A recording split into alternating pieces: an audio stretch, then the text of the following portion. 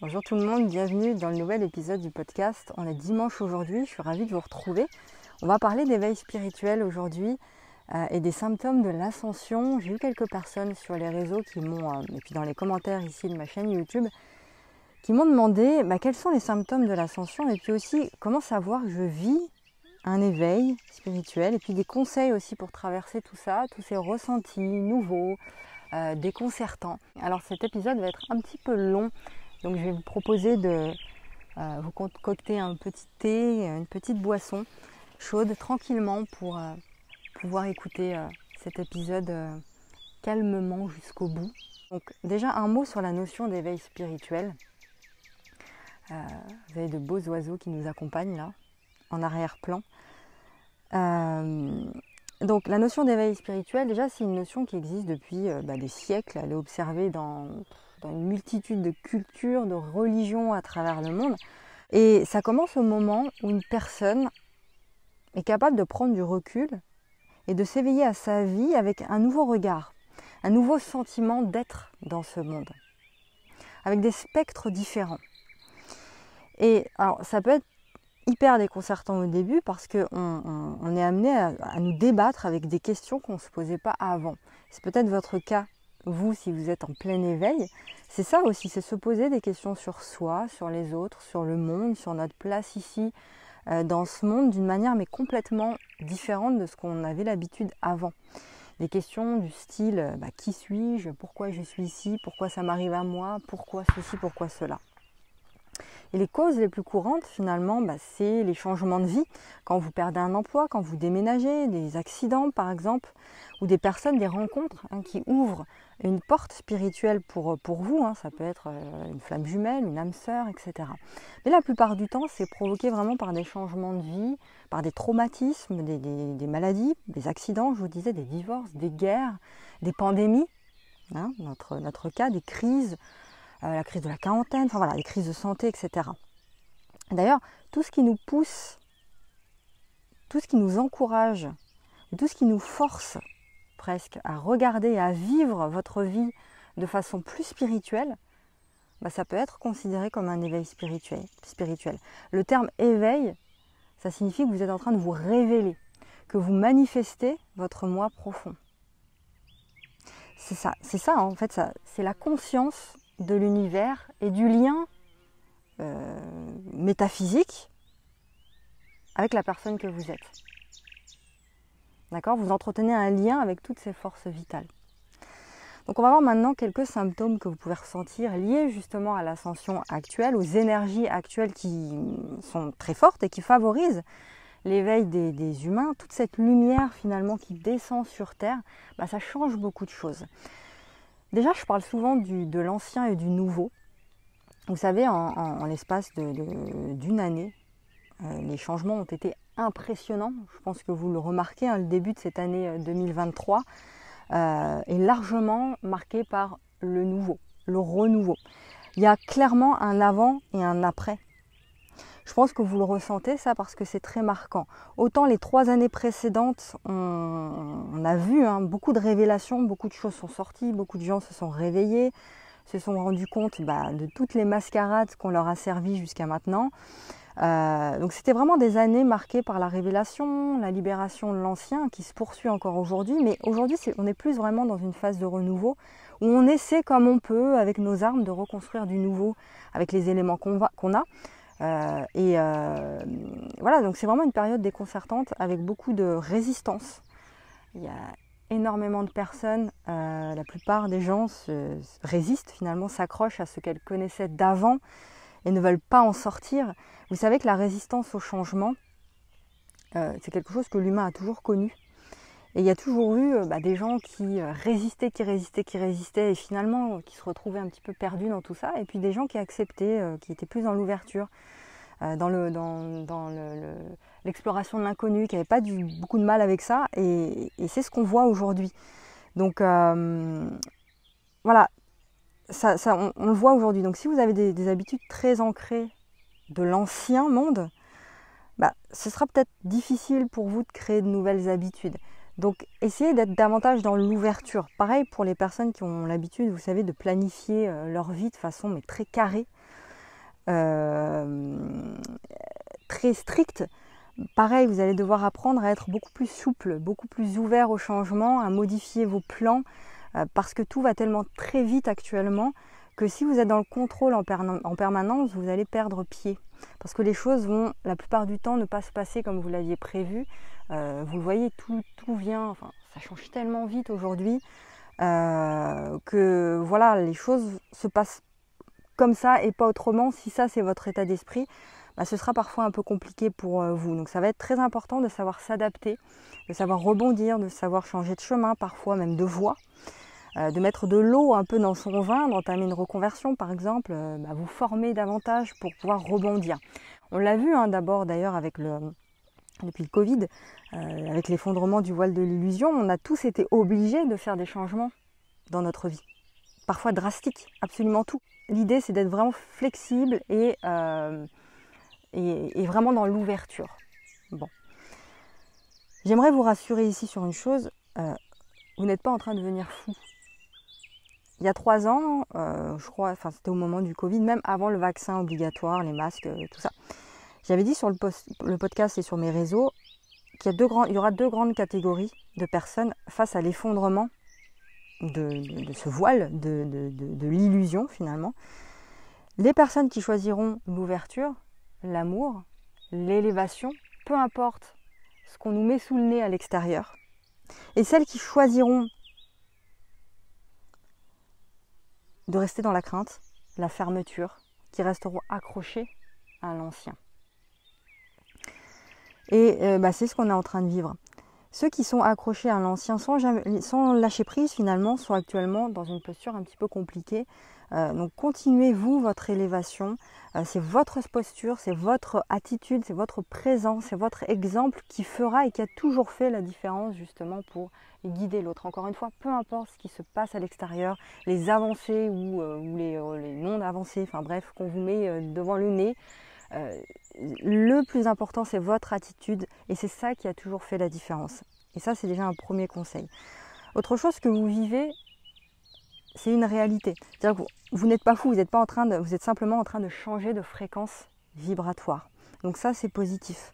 Un point important, on ne vit pas tous les choses de la même manière. Ce que vous pensez ou ressentez, c'est peut-être pas la même chose que pense et ressent l'autre. On a parlé du voile de l'illusion tout à l'heure, qui s'est levé et du coup certaines personnes voient les mensonges, les manipulations, les vérités et d'autres les voient moins. On ne vit pas tous la même réalité, donc chacun est amené à vivre sa propre réalité en fonction de ce qu'il a besoin de vivre à l'heure actuelle pour lui permettre de se réveiller. Donc nos jugements, pas lui, tu vois, lui, machin, lui, comprend rien, d'autres trucs, c'est toujours la même chose. Laissez les autres vivre ce qu'ils ont à vivre, concentrez-vous sur votre réalité, sur ce que vous créez, sur la vie que vous voulez mener. Il y a des personnes qui vivent une réalité qui vont leur permettre de poursuivre leur éveil vers plus d'expansion. Pour les plus conscients, c'est autre chose qui vous attend dans les prochaines années.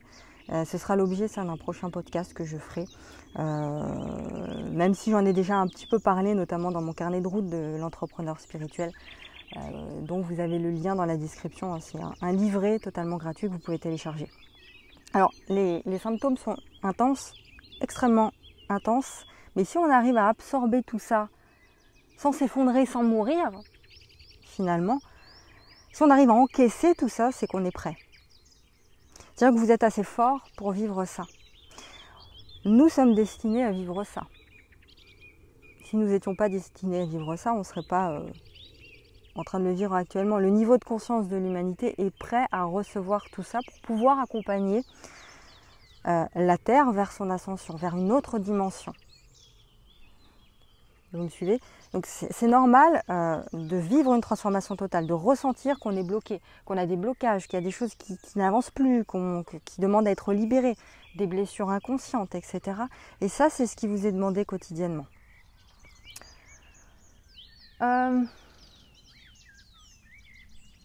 D'autres conseils, d'autres symptômes aussi, vous vous sentez seul et souvent triste, sans savoir vraiment pourquoi d'ailleurs. Et vous ressentiez certainement ça d'ailleurs, surtout en fin d'année dernière et au début de cette année, un besoin de vous tourner vers vous, de lâcher l'extérieur, d'expérimenter autre chose, même si vous ne savez pas trop quoi, mais vous vous sentez appelé ailleurs. Ça peut paraître un peu déconcertant, mais c'est positif. Même certains d'entre vous n'ont pas forcément envie d'aller dans les repas de famille ou vous savez, voir votre famille comme vous pouviez le faire avant, vous aviez l'habitude peut-être. C'est quelque chose qui ne vous appelle plus comme avant. Moi c'est le cas depuis plusieurs années déjà. Parfois je suis très heureuse, j'ai hâte de me réunir en famille, de voir les membres de ma famille, mais parfois j'ai pas envie du tout.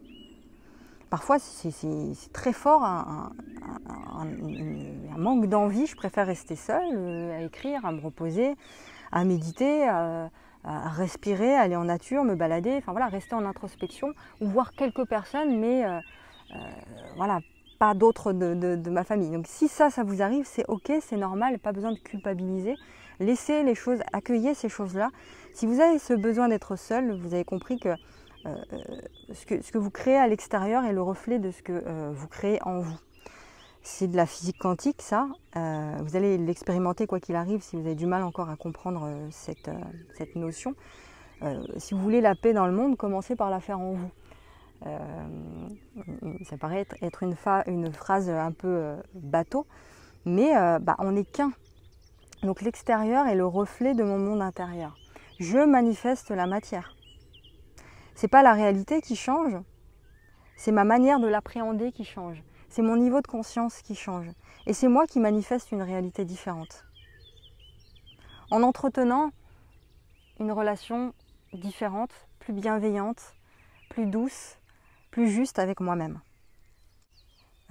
Prenez ici uniquement ce qui résonne avec vous. Je rappelle que j'ai fait plusieurs épisodes pour vous parler de l'ascension, d'éveil spirituel, etc. Des énergies du moment. Ce que je disais dans des épisodes précédents vaut toujours aujourd'hui parce qu'il y a certaines personnes qui vivent les choses en décalage. Donc allez aussi regarder et écouter mes autres épisodes. Il se peut aussi en termes de symptômes, je vais vous donner aussi quelques conseils pour ça. Il se peut que vous ayez envie de grands changements, notamment alimentaires.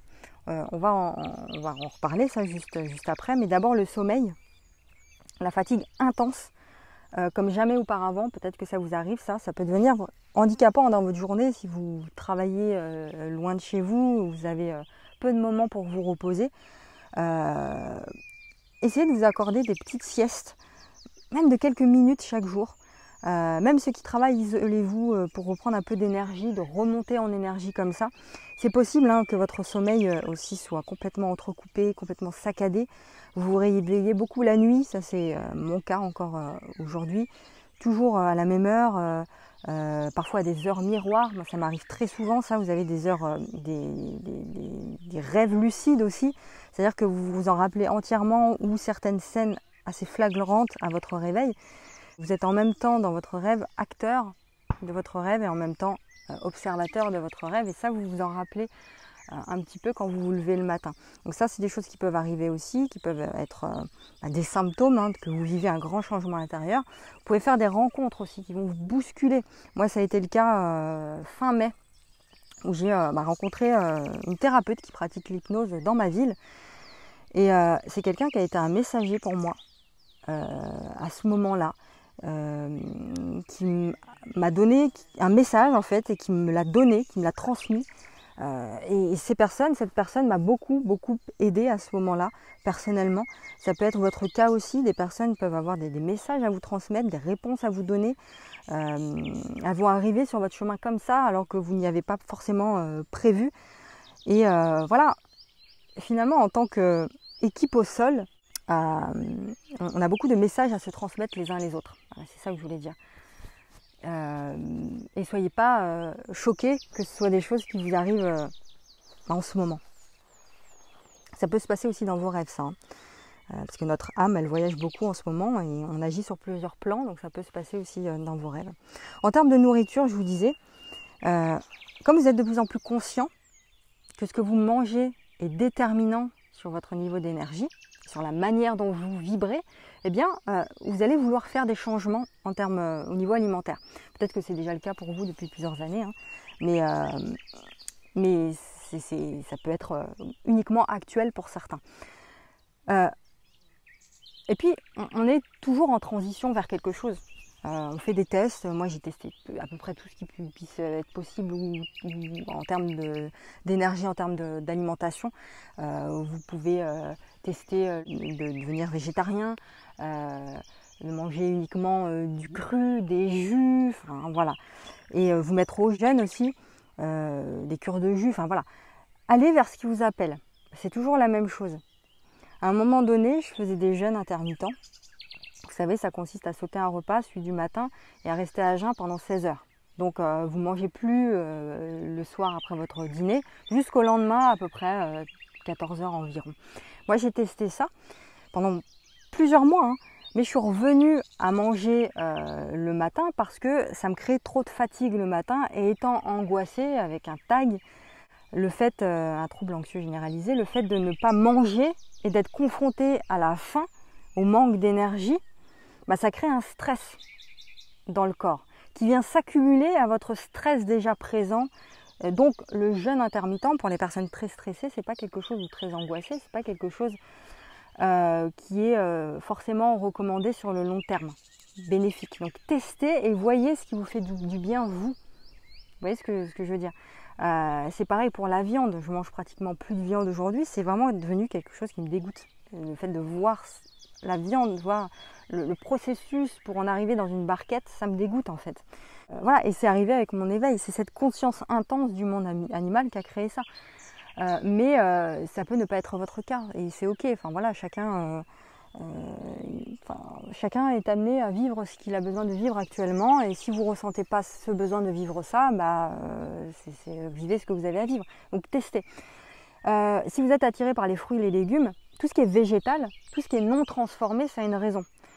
Et puis c'est assez logique, qu'est-ce qui absorbe la lumière finalement et qui pousse grâce à la lumière? C'est les végétaux, c'est les plantes. Ok, donc c'est normal, si vous cherchez plus de lumière dans votre vie, plus d'énergie, vous allez aller puiser ça dans votre nourriture. Vous allez mettre de côté tout ce qui est chargé de pesticides, tous les aliments lourds, tout ce qui est transformé, industriel, tout ce qui absorbe finalement votre énergie plutôt que vous en donner. Et tout ce qui vous fait monter en énergie plutôt que l'inverse. Donc de quoi votre corps a besoin? D'énergie. Eh bien tournez-vous vers d'autres aliments chargés en lumière, des aliments colorés naturellement. Vous comprenez? Donc c'est la raison pour laquelle vous êtes attiré par les fruits, par les végétaux, parce que ce sont des plantes, les végétaux, les légumes poussent grâce à la lumière, se chargent de lumière. Et c'est ce dont vous avez besoin.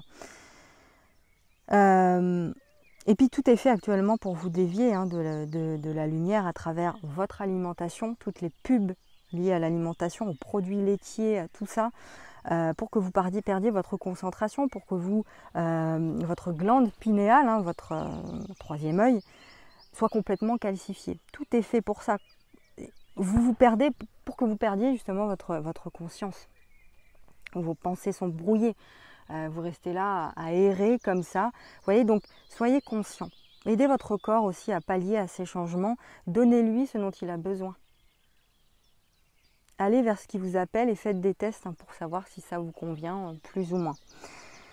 Alors je ne dis pas de passer de devenir vegan ou de plus manger de viande, de gluten, ou de tous manger des légumes, des fruits crus et jeûner. C'est pas ce que je suis en train de dire. Je dis de tester et d'être vraiment à l'écoute de ce dont vous avez besoin pour votre corps. Autre symptôme que vous pouvez avoir, vous éloigner naturellement de certaines personnes. Comme si vous aviez un désintérêt, un détachement plutôt, sans qu'il se soit passé quoi que ce soit finalement avec ces personnes, mais c'est normal aussi. Les personnes qui sont dans des vibrations basses, par exemple les personnes qui râlent beaucoup, qui se plaignent beaucoup, qui parlent sur les autres, qui sont tout le temps en train de juger, vous pouvez avoir du mal avec eux. C'est mon cas.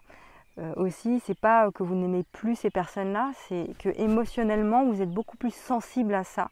vous n'y arrivez plus en fait. Vous n'arrivez plus à rentrer là-dedans. Ça vous insupporte. Vous avez l'impression de ne plus être là-dedans en fait. Vous voyez, de ne plus avoir le temps, l'énergie pour ça. Parce que notre énergie, elle est ailleurs. Et on ne veut plus de ça, on ne supporte plus tout ce qui nous fait baisser en vibration. Tout simplement. Donc c'est normal d'être naturellement et de s'éloigner naturellement de certaines personnes. Mais c'est surtout que vous ne voulez plus rentrer dans ce triangle de Cartman. Le Cartman, vous savez, avec les schémas de victimes, de bourreaux, on ne veut plus de ça. Donc c'est normal en fait si vous vivez une sorte de détachement actuellement, parce que ça y est, vous commencez à vous désidentifier de votre monde mental, de votre ego et donc de votre identité passée. Le personnage que vous vous êtes construit par le passé.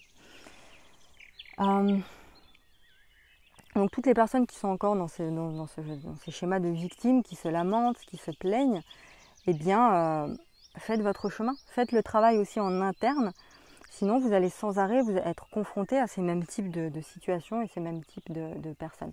Donc notre challenge ici, si j'ai un conseil par rapport à ça à vous donner, ça va être vraiment de ne pas être en réaction vis-à-vis de ça.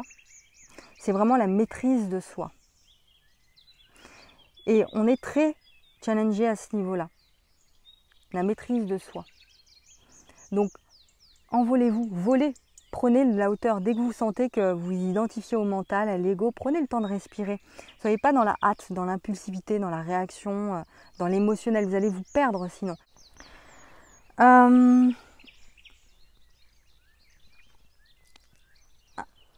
Autre chose aussi, juste un mot par rapport à la mémoire. Nouvelles sensations, nouvelles habitudes, l'inconnu, la fatigue. Tout ça, ça peut mener à des pertes de mémoire. Alors pourquoi c'est normal aussi, entre guillemets, que vous n'avez pas à vous inquiéter de ça. On vit, on peut dire, hein, je mets ça en avant, qu'on vit actuellement des moments de deuil. On fait le deuil de l'ancien. C'est comme une mue en fait. Et vous vous sentez triste, fatigué avec des pertes de mémoire aussi. Vous êtes amené parfois à chercher vos mots. Moi, c'est quelque chose qui m'arrive énormément, ça. Vous vous réveillez le matin, vous avez la sensation d'avoir fait un voyage interminable.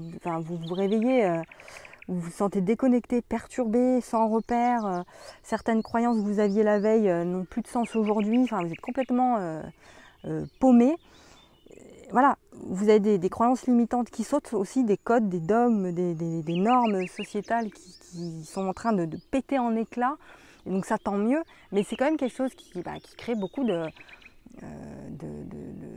changements radicaux pour le corps, et donc ça crée également des pertes de mémoire, des choses comme ça que vous n'aviez pas forcément avant.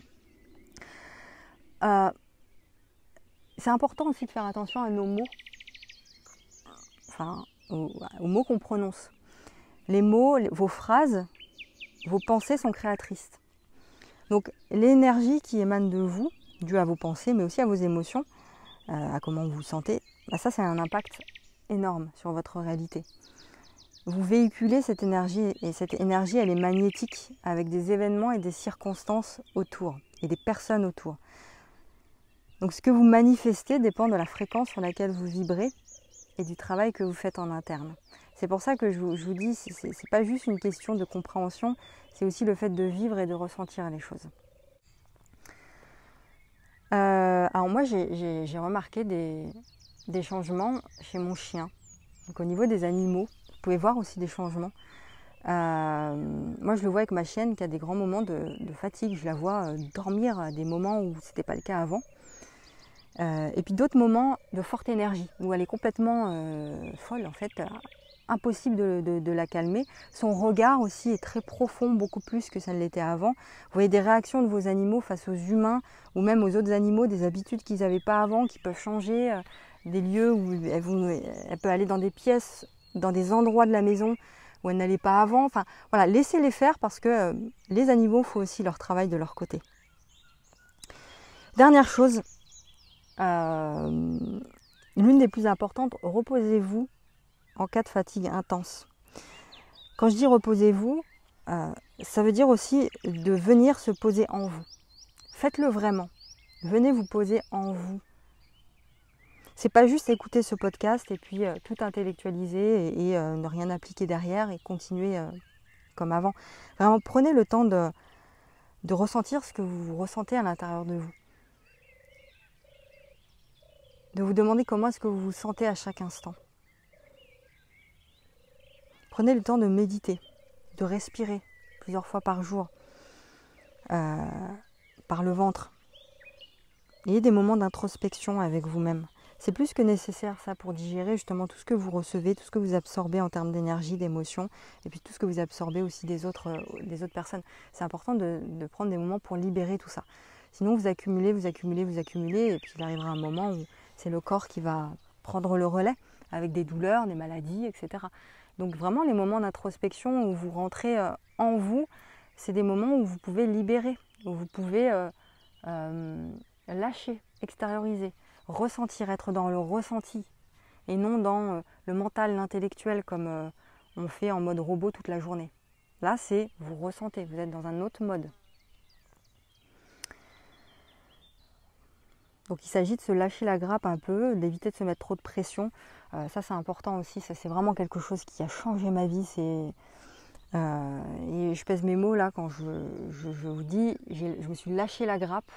J'ai arrêté de me mettre trop de pression par rapport à mes résultats dans mes activités, etc. À toujours vouloir faire trop, plus, toujours plus, etc. Et puis la planification. Alors j'ai toujours eu beaucoup de mal à planifier moi, mais je sais qu'il y a des gens dans mon entourage, des gens qui me suivent, qui ont vraiment cette habitude de planifier absolument tout. Ils veulent tout savoir, sans cesse s'accrocher à ce qu'ils connaissent, ils veulent tout planifier. Voilà, si vous aviez l'habitude par exemple de planifier, je sais pas moi, 6 mois, 1 an, 5 ans, 10 ans, tout change tellement vite qu'aujourd'hui vous allez avoir du mal à faire ça. Ceux qui le font encore, c'est parce qu'ils sont beaucoup dans le mental, beaucoup dans la résistance au changement, et ça pardonne pas. Parce que d'être sans arrêt en train de planifier, c'est être sans arrêt dans le contrôle. Alors je dis pas qu'il ne faut pas planifier les choses qui sont importantes pour vous, mais faites-le en cessant de vous mettre trop de pression, en arrêtant de tout vouloir contrôler tout et tout le monde, parce que ça va vous retourner sous des formes qui ne sont pas forcément top en fait. Et puis encore une fois, on l'a dit tout à l'heure, tout change tellement vite aujourd'hui que voilà. La plus grande évolution que j'ai eue ces 2 dernières années, c'est de lâcher tellement de choses. En acceptant l'inconnu, en acceptant les choses, en acceptant de vouloir laisser entrer dans ma vie certaines choses, certaines habitudes nouvelles, certaines personnes, certains ressentis que je m'interdisais d'avoir ou de ressentir avant parce que j'étais dans le contrôle, j'avais planifié autre chose, donc il fallait que ça se passe comme ça et pas autrement. Vous voyez, essayez vraiment de conscientiser ça, vos attitudes vis-à-vis de ça, et de prendre du recul, un peu de hauteur. C'est un dépouillement en fait, c'est un deuil parce que le nouveau est vraiment en train d'émerger à l'intérieur comme à l'extérieur de nous. Mais bon, il y a encore beaucoup de personnes qui sont encore habituées à se raccrocher à ce qu'ils connaissent. Ils n'aiment pas l'inconnu. Et je vous ai dit, l'inconnu, c'est le 1 qui est connu. Le 1 UN qui est connu, c'est le chemin qui est déjà connu de l'âme, l'inconnu.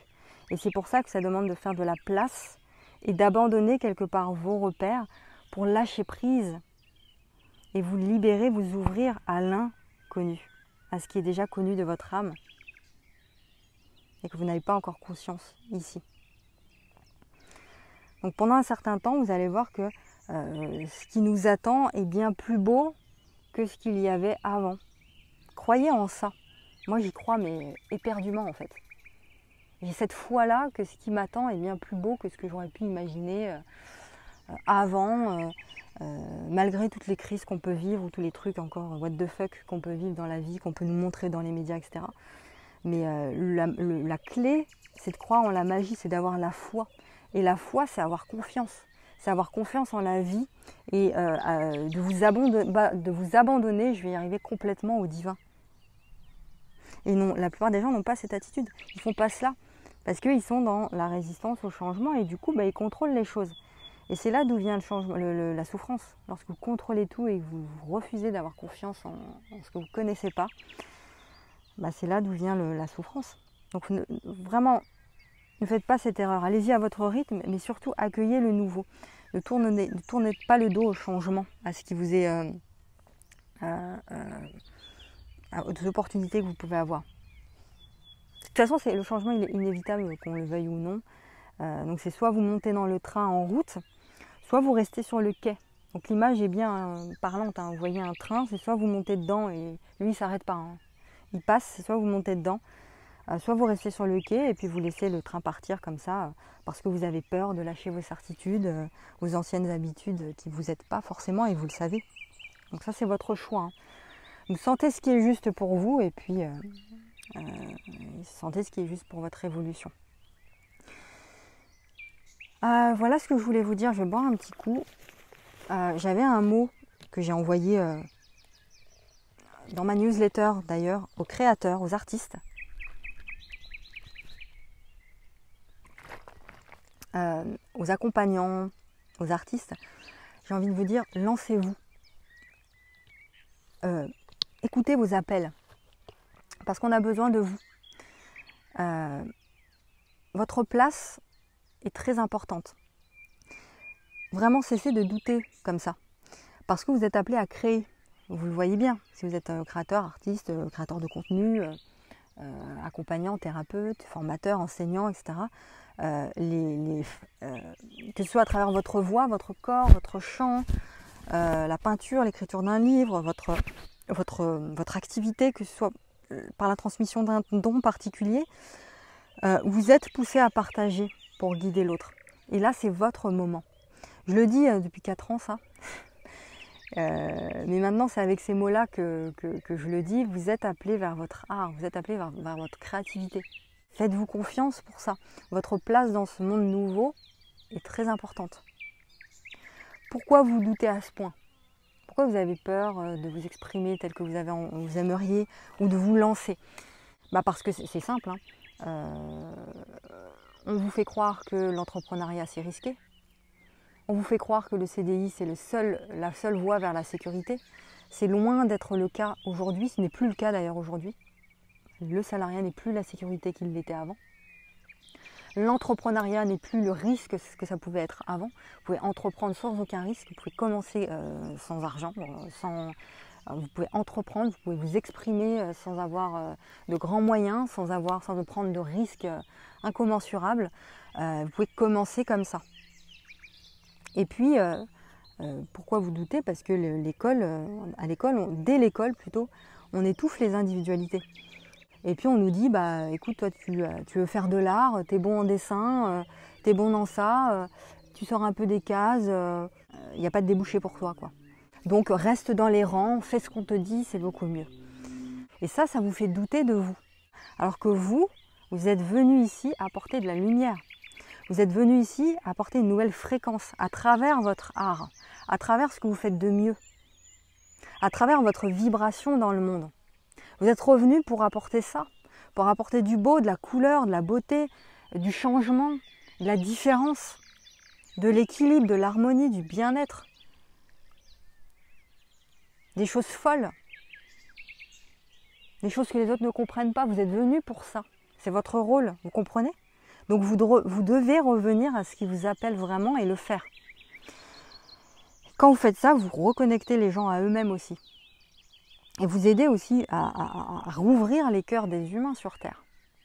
Vous voyez, donc votre art, vos dessins, vos mots, vos livres, si vous êtes écrivain, vos podcasts, si vous êtes un créateur de contenu, vos vidéos, vos sculptures, votre voix, votre chanson, je sais pas moi. Quand vous exprimez ça, vous êtes en train de canaliser des messages, vous êtes en train de diffuser des codes de lumière à travers votre art. On nous a fait oublier tout ça, on ne nous a jamais parlé de ça. Vous créez des portes, vous créez des liens entre les gens, vous créez des ponts, des portes entre les dimensions en fait, quand vous faites ça, quand vous exprimez votre voix, votre art. Toutes ces choses qui nous relient vers l'univers, c'est ça que vous êtes en train de faire. Donc imaginez l'importance de votre place et puis l'importance d'y aller vraiment à fond maintenant. Voilà ce que je voulais vous dire. Mettez-vous en mouvement, cessez de douter en fait. Revenez à votre cœur. Descendez un peu, laissez le mental là où il est par rapport à ça. Créez maintenant, n'attendez pas que le doute s'installe et que le mental s'empare de votre élan. Et quand vous faites ça, vous prouvez qu'il y a une autre réalité possible. Vous prouvez qu'il y a une autre façon de vivre et d'être qui est possible. Vous voyez, on peut vivre de sa passion. On est en 2023, hein, ouvrez les yeux. On peut revenir à quelque chose de beaucoup plus artisanal, de faire les choses de chez soi, en famille, travailler ensemble, créer des entreprises conscientes, humanistes, familiales, où on est entre amis, où on est entre nous, où on est entre clans. On crée des choses qui sont fortes en fait, pour le monde, et on peut vivre de ça. Vous pouvez créer ça si ça vous appelle, tout est possible et vous le savez. Voilà pour cet épisode, j'espère que ça vous a plu. N'hésitez pas à partager cet épisode à d'autres pour qu'ils puissent écouter ça aussi. Et puis comme d'habitude, rejoignez toutes mes ressources qui sont dans la description, la newsletter, les ressources gratuites et aussi mes accompagnements payants que vous pouvez retrouver dans la description de cet audio. Je vous souhaite un excellent dimanche et puis prenez bien soin de vous, à très très vite.